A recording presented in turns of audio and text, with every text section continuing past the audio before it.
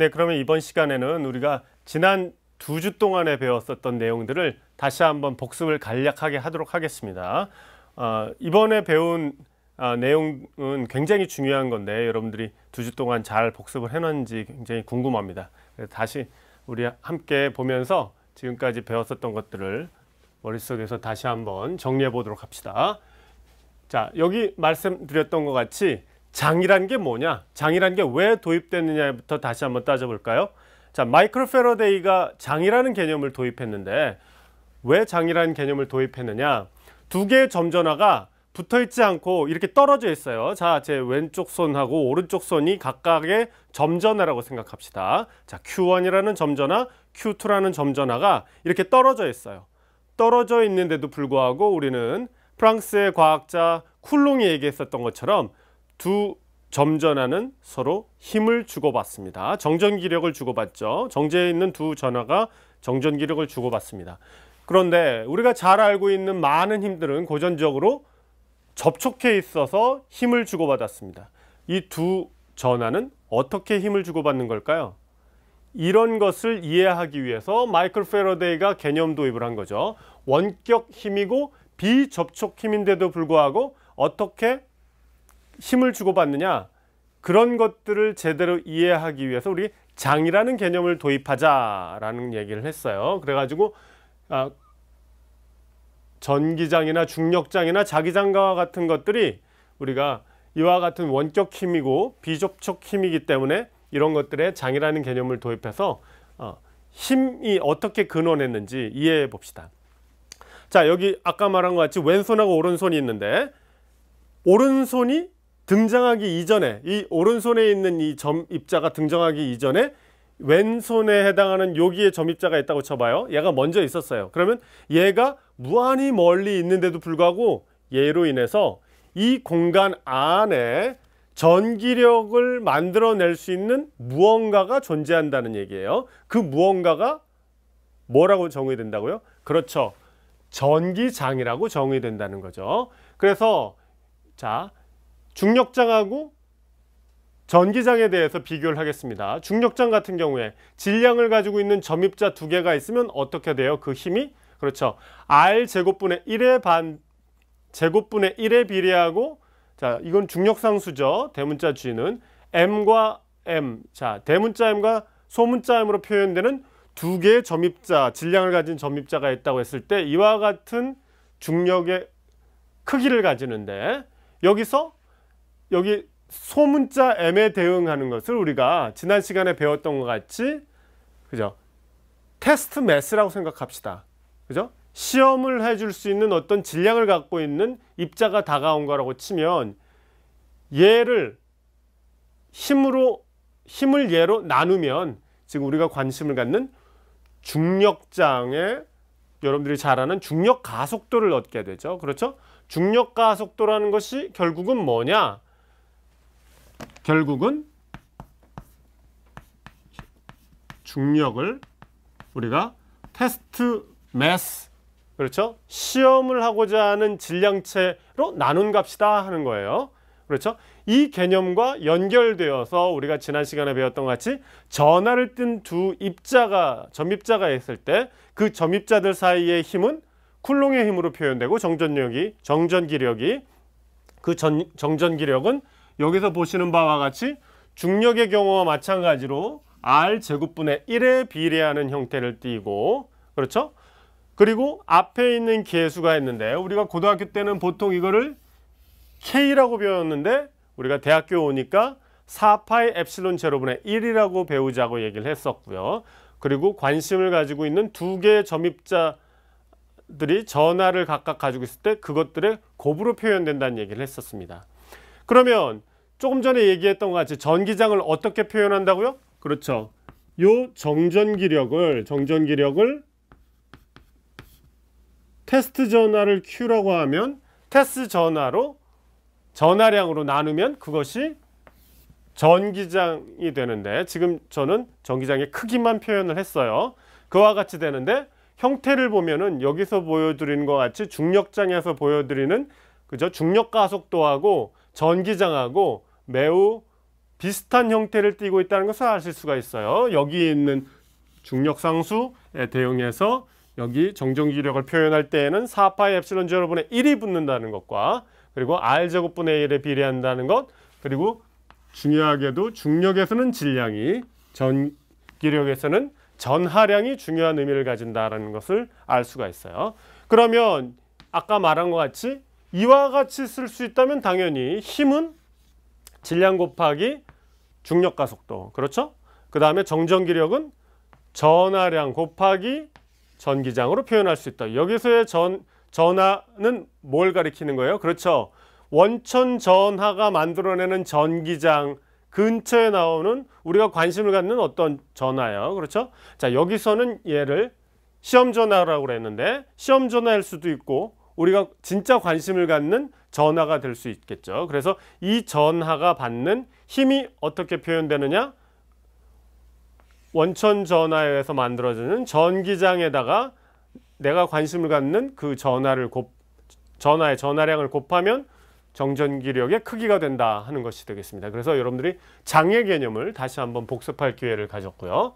자, 그러면은 점전하 같은 경우에는 이제 쉽게 계산을 했는데 우리가 점전하만 다루던 것은 이제 고등학교 물리에서 배웠었던 것이고 대학교에 오면은 이제 연속적인 전하 분포를 배우게 되어 있습니다. 그렇죠? 그래서 여기 보는 바와 같이 어떤 물체가 있는데 이 물체에 전하를 갖다가 넣으면 전하 분포가 생길 거예요. 그렇죠?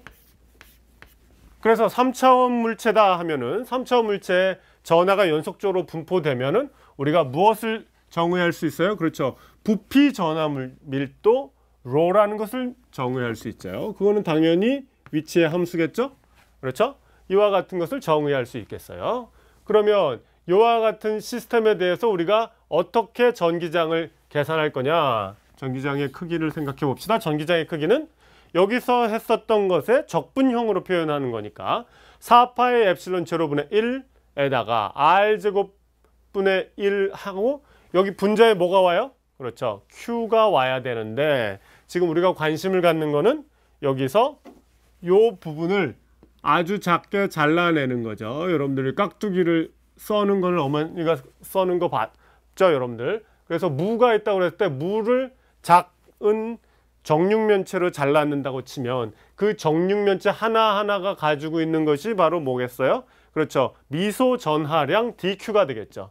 그래서 점전하에 대해서 쿨롱의 법칙에서 했었던 그 공식을 그대로 적용해서 쓰되 여기 미소 전하량 dQ를 계산한다는 걸 생각하면 되겠어요. 하지만 우리가 관심 있는 거는 그 미소 전하량 dQ가 아니라 전체 시스템이 갖고 있는 전하죠. 그렇죠? 그러니까 결국은 적분을 해줘야겠죠. 적분을 해가지고 우리가 표현을 할 수 있겠다 하는 것입니다. 그러면 지금 처음에 얘기했었던 것은 어떤 부피를 가지고 있는 물체에 전하 분포가 있을 때에 대해서 이와 같이 표현해 줄 수 있었는데 그죠? 시스템에 따라서는 면을 가지고 있는 물체에 전하 분포가 있을 수 있죠. 그럴 때에는 면전하 밀도 로가 들어간다는 것을 알 수 있겠고요. 그 로에다가 미소 면적을 곱해주면 그게 dQ가 되겠죠. 그렇죠? 자, 이번에 1차원 시스템을 생각해 보세요. 어떤 선이 있는데 선에다가 전하를 인가할 수 있겠죠. 우리가 철사 같은 게 있다고 보세요. 물론 철사는 원기둥 모양이나 이렇게 있지만 우리가 가상의 1차원 시스템인데 거기다가 전하를 주면은 전하가 그렇죠. 분포를 하는데 선전하 밀도를 갖는 람다를 갖는 형태로 분포가 되겠죠. 그래서 람다 오브 R 해서 위치의 함수로서 이렇게 표현할 수가 있겠습니다. 그래서 시스템이 3차원이냐 2차원이냐 1차원이냐에 따라서 dQ가 변한다는 것을 알 수가 있겠어요. 그래서 결과적으로는 뭐예요? 결과적으로는 그렇죠. 위치에 대한 함수꼴로 적분을 해서 우리가 전기장을 얻을 수 있겠다 하는 겁니다. 그래서 연속적인 전하 분포에서 우리가 알아야 하는 것은 뭐다? 그렇죠. dQ를 이 세 종류의 전하 밀도 중에서 어떤 걸 선택할 것이냐? 부피 전하 밀도를 선택할 것이냐? 면전하 밀도를 선택할 것이냐? 아니면 선전하 밀도를 선택할 것이냐에 따라서 형태가 약간 달라지는데 이것을 여러분들이 연습을 많이 하는 것이 이번에 일반 물리학 및 실험 2를 제대로 이해하는 것과 연결된다고 할 수 있겠습니다. 자, 그래서 이제 전기장에 대한 개념을 알았어요. 그렇죠? 전기장에 대한 개념을 알고 나면 우리가 해야 되는 것이 바로 고등학교 때는 다루지 않았던 가우스 법칙을 이제 다뤄야겠죠. 그렇죠? 가우스 법칙이 뭐냐? 가우스 법칙이라는 것은 우리가 지난 시간에 배웠던 전기 선속이라는 개념을 도입해서 이해를 해보자 하는 거예요. 그래서 전기 선속에 대해서 우리가 다시 한번 생각을 해봅시다. 우리가 일반적으로 어떤 벡터장이 있으면 자, 벡터 필드라고 영어로 한번 써볼게요. 여러분들 영어로 교수님들께서 설명하시는 것도 가끔씩 등장할 테니까 벡터장이라는 것이 있으면 그 벡터장이 어딘가를 지나가면 우리가 가상의 면, 실제의 면이라도 상관없어요. 그것이 존재하면 그 벡터 V가 어떤 면을 지나가면 그 면에 대해서 우리가 법선 벡터를 고려할 수 있다고 했으니까 그걸 가지고 내적을 함으로 해서 이것이 하나의 그 벡터장에 대한 선속이 될 수 있다고 그랬죠. 자, 그러면은 우리가 관심 갖는 이 전기 선속은 당연히 어떤 장을 사용하겠어요? 예, 전기장을 사용하겠죠. 그래서 전기장 2가 등장하고 그 다음에 이제 어떤 면이 등장할 텐데 이 면이 평면이면 괜찮은데 평면이 아닐 수가 있죠. 그래서 평면이 아닌 아까 보여준 것 같이 이와 같은 면이 존재할 수 있는데 이 면이 실제 면일 수도 있고 우리가 머릿속에 상정하는 가상의 면이라도 상관은 없어요. 그래서 가상의 면을 생각하는데 가우스 법칙은 언제 성립하느냐? 그렇죠. 닫힌 공면에 대해서 그렇죠? 닫힌 공면 한자로 폐공면이라고 그랬죠. 우리가 다른 말로 뭐라고도 하냐면 가우스 법칙에서 쓰기 때문에 가우스면이라고도 합니다. 그래서 가우스면을 잡으면 이 가우스면은 어떻다? 닫혀 있다. 폐공면이다라는 것을 잊어버리면 안 되겠어요. 그래서 폐공면에 대해서 적분을 하는 형태로 해가지고 나타나는데 왜 그러냐면 아까 보여줬던 것 같은 걸 이제 하는데 이때는 우리가 깍두기로 썰었죠. 그렇죠? 정육면체 형태로 아주 작은 정육면체를 상정해서 생각했단 말이에요. 그런데 이제 이 시스템은 2차원 면이에요. 그러니까 면에서 잘라낼 수 있는 건 뭐예요? 그렇죠. 아주 작게 정사각형을 생각할 수 있겠죠. 그래서 정사각형으로 되어 있는 걸 생각해 보세요. 지난번에도 제가 얘기를 했지만 우리가 방충망이라던가 아니면은 곤충 채집할 때 쓸 수 있는 잠자리채 같은 걸 생각하면 작은 그 구멍들이 네모나게 되어 있죠. 그것을 상상해 보세요. 그런 것이 존재한다. 가상의 면으로 존재한다. 그러면 그것들마다 법선 벡터가 존재할 텐데 그렇죠? 여기는 다른 부분이니까 여기에 법선 벡터는 다르게 자리를 차지하고 있겠죠. 그래서 이와 같은 것들 전체에 대해서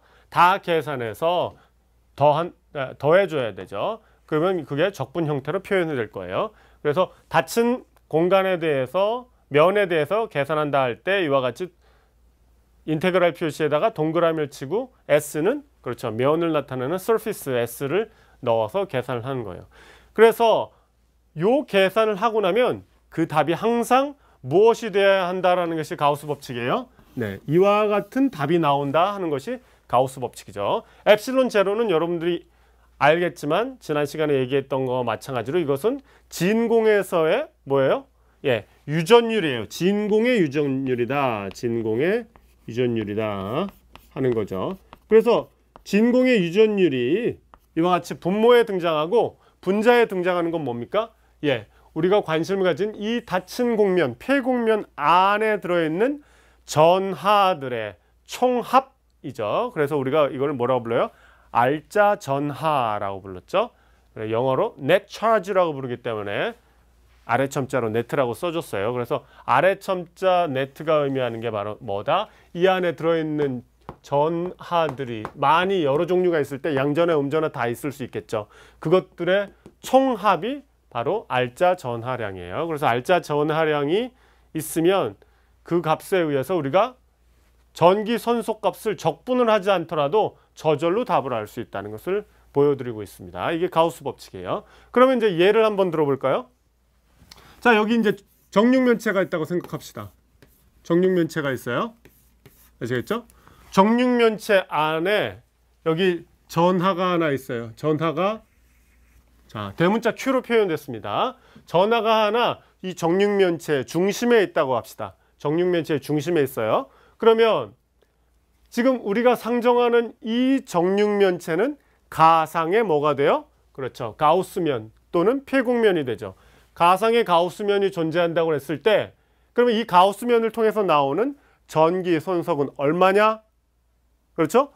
그러면 우리가 그것을 일일이 계산을 해봐야 되겠죠. 원래는 계산을 하면은 정육면체에 대해서 계산하면 여러분들이 미적분학에서 배웠었던 방식으로 계산을 하면 복잡한 계산을 해서 답을 얻을 수가 있죠. 적분으로. 그런데 적분하지 않더라도 어떤 결과를 얻는다고요? 그렇죠. 지금 말씀드린 것 같이 가우스 법칙에 의하면 그 답이 얼마가 돼야 된다? 엡실론 제로분의 대문자 Q가 돼야 된다 하는 것을 우리가 알 수 있단 말이에요. 지금 이와 같은 결과에 의하면 전하가 대문자 Q 하나 들어있으니까 당연히 알짜 전하가 대문자 Q가 되어야 되겠죠. 그렇죠? 그러면 이제 제가 문제를 다르게 내겠어요.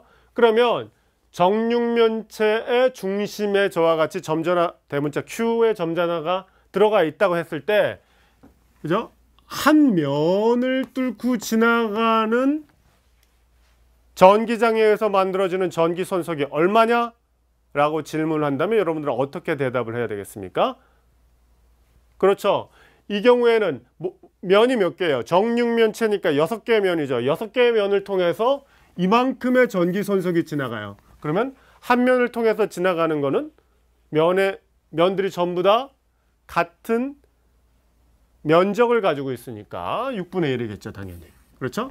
그렇습니다. 그래서 지금 관심을 갖는 빗금을 친 한 면으로 지나가는 전기 손석은 6분의 1인 6 엡실론 제로분의 Q라는 값이 된다는 것을 여러분들이 알 수 있겠습니다. 그러면 정사면체의 중심 안에 똑같이 Q가 들어가 있으면 어떻게 되었는지, 정팔면체면 어떻게 되는지, 정20면체면 어떻게 될지 여러분들이 다 알 수 있겠죠. 그래서 그런 방식으로 여러분들이 생각을 해보면 되겠어요. 그러면 가우스 법칙이 지금 말씀드린 것과 마찬가지로 전기장을 면적분을 해가지고 가상의 폐곡면 안에서 나오는 적분값이 항상 이와 같은 답이 나와야 된다는 것을 알려준다고 한다면, 그죠? 그런 면에서도 매우 재미있는 결과를 적분을 않고도 답을 낼 수 있다는 것을 알 수 있는데, 또 하나 중요한 게 뭐냐? 이와 같이 연속적인 전화 분포를 계산해가지고 적분을 해가지고 답을 내야 되는데, 그렇죠? 적분을 하지 않더라도 이 전기장의 크기가 얼마인지를 저절로 알 수 있는 아주 재미있는 방법 중에 하나가 바로 가우스 법칙이라는 것을 여러분들이 알면 되겠어요. 이것이 이번 학기에 배워야 되는 것들 중에서 매우 중요한 거니까 한번 예를 두 가지를 들므로 해가지고 우리가 이해를 해봅시다. 자, 첫 번째, 무한히 넓은 어떤 평평한 면에 전하 분포가 있다고 칩시다. 그 전하 분포가 면전하 밀도 시그마라고 하고, 우리가 시그마가 상수라고 생각해 봅시다. 그러면 이 평면 전체에 그죠? 균일한 전하 밀도를 가지고 있는 거예요. 면전하 밀도를. 그와 같은 시스템을 생각했을 때, 그렇죠? 직육면체든 원기둥이든, 그렇죠? 단면적이 모두 똑같이 생긴 어떤 기둥이 있다고 상정을 해봅시다. 그와 같은 기둥 우리가 가상으로 생각해 봐요. 그러면 그 기둥은 뭐가 돼요?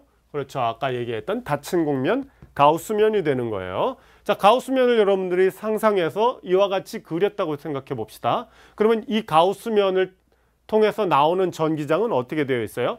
네, 전기장은 평평한 면에서 나오는 전기장은 대칭성을 가지고 있기 때문에 그 전기장은 반드시 법선 벡터와 평행한 방향만이 가능해요. 그렇죠? 그렇게 된다고 치면은 우리가 가우스 법칙에 따르면 어떻게 돼요? 전기장하고, 그렇죠, 면의 법선 벡터 방향하고 내적으로 표현하는 거니까 내적이 0이 되는 방향은 우리가 생각할 필요조차 없는 것이죠. 그렇다고 한다면 지금 요 옆면, 원기둥의 옆면을 생각해 보세요. 이게 뭐 꼭 원기둥일 필요는 없지만 원기둥이든 뭐 직사각형의 단면을 갖는 그런 각기둥이든 상관없어요. 옆면으로 나가는 전기장은 있어요, 없어요? 없죠. 왜냐하면 항상 어떻다고요? 면의 수직 방향으로만 나가니까 빗금친 방향으로만 나가고 옆면으로 나가지 않아요. 그렇죠? 그러니까 그와 같은 경우에 옆면에 대해서는 우리가 적분에 대해서 생각해 볼 필요도 없는 거죠. 그러면 이제 우리가 여기서 이제 생각을 하면 이걸 계산한다고 치면 어떤 일이 발생하냐면, 자, 어느 쪽으로 뚫고 나가요? 그렇죠. 이쪽 방향으로 뚫고 나가고요. 그 다음에 어느 쪽으로 뚫고 나가요? 그렇죠. 면이 있으면 저쪽 방향으로도 뚫고 나가죠. 그렇죠?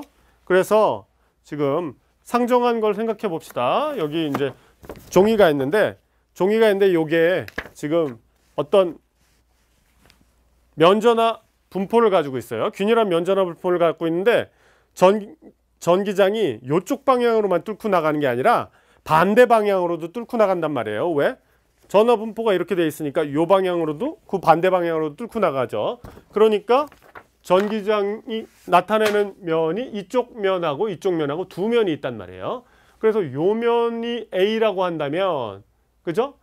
A 곱하기 2가 여기 나타나겠죠. 여기 이만큼이 여기를 뚫고 나가는 전기선속이에요. 자, 그러면 반대쪽에도 똑같은 면적을 갖는, 지금 이 기둥이 다 단면이 똑같은 시스템이라고 했죠. 제가 그림은 이렇게 그렸지만, 그러면 이쪽으로 가는 것도 마찬가지로 요 값을 가진단 말이에요. 그렇죠? 왜? 가우스 법칙에서 A가 가리키는 법선 벡터 방향은 뭐랬어요? 이 기둥의 내부에서 외부를 향하는 방향이라고 했으니까 이 방향이죠. 그렇죠? 네. 이 방향이 요 면의 법선 벡터예요. 근데 전기장도 같은 방향이에요. 그러니까 이 값을 가져요. 그러면 옆면으로 나오는 거는 다 0이라고 그랬죠. 그러면 요거의 총합은 얼마예요? 2배 2a예요. 그렇죠?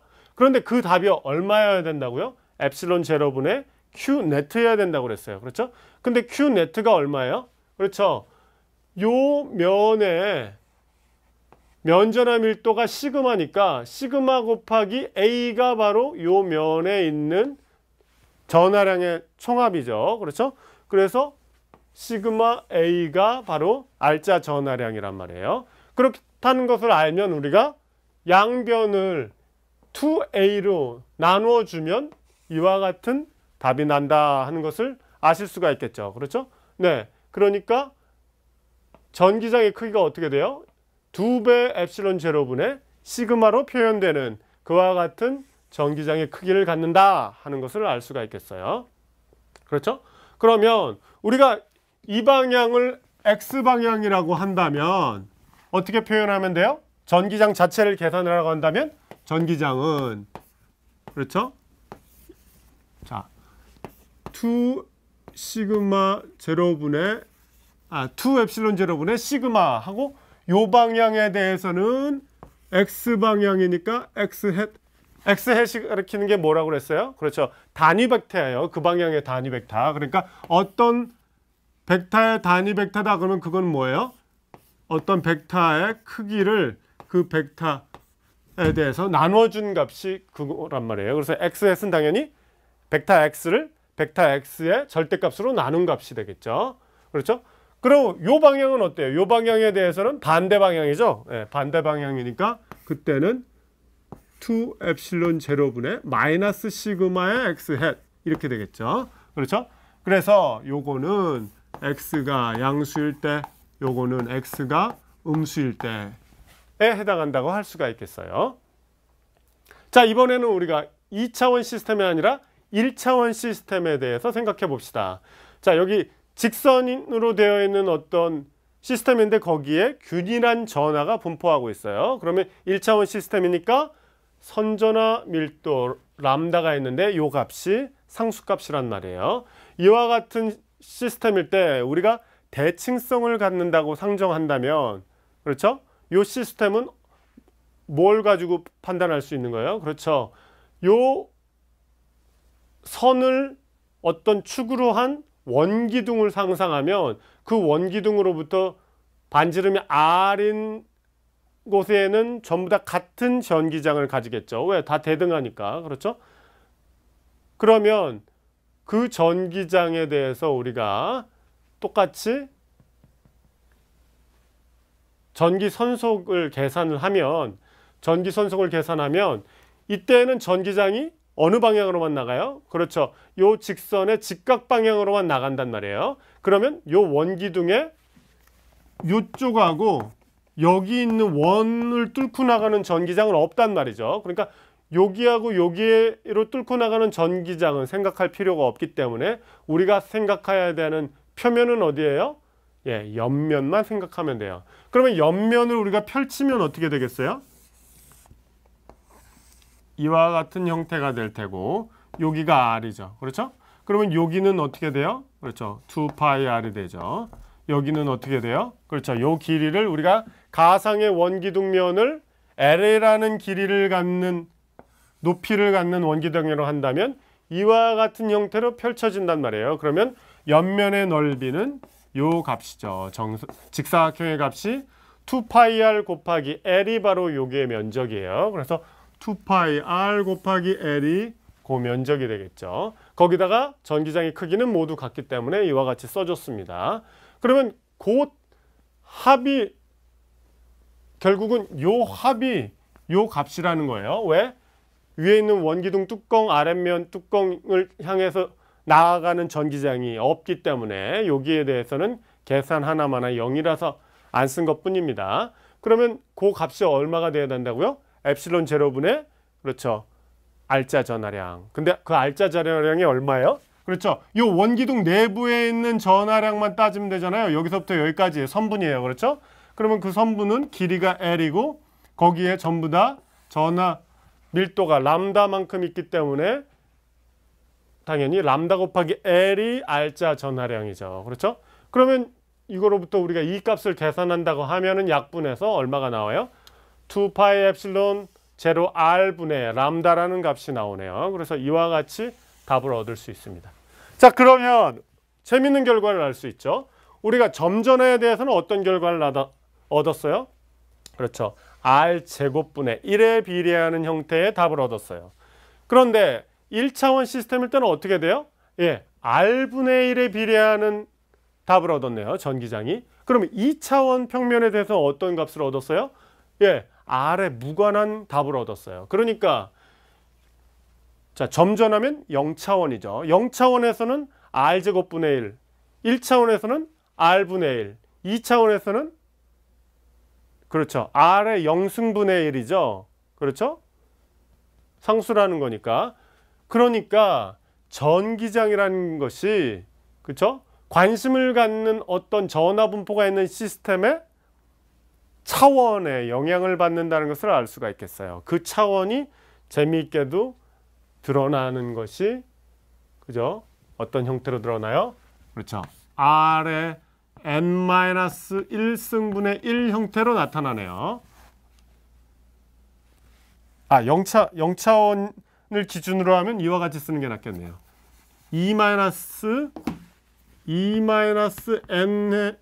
n승분의 1이라고 해서 0차원일 때는 R제곱분의 1, 그죠? 1차원일 때는 2 빼기 1이니까 R분의 1, 그죠? 2차원일 때는 2 빼기 2 해서 0, 그러니까 R의 0승분의 1 그와 같이 나타나는 것을 보실 수가 있겠습니다. 아시겠죠? 그래서 지난 시간에 배운 내용들을 다시 한번 복습을 해보았습니다. 이렇게 복습한 내용은 이제 앞으로 배울 전위하고 굉장히 깊은 관계가 있기 때문에 제가 다시 한번 복습을 하게 되었습니다. 예, 이제 이해가 다 되나요?